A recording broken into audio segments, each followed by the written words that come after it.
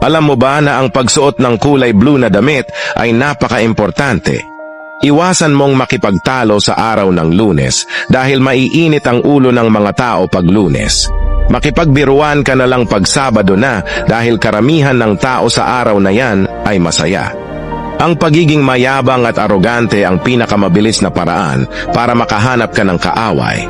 Kaya iwasan mo ang ganitong ugali. Ang taong palangiti ay ang taong walang masyadong kaaway. Ang pagngiti kasi ay nagbibigay ng positive environment na talaga naman kailangan sa pakikipagkapwa-tao.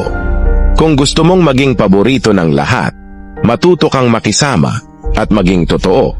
Ang pagiging tunay ng isang tao ay di lang basta nakikita, kundi nararamdaman ng mga taong nakapalibot sa iyo. At panghuli, ang pagsuot ng kulay blue ay nakakatulong kung gusto mong pagkatiwalaan ka ng mga tao.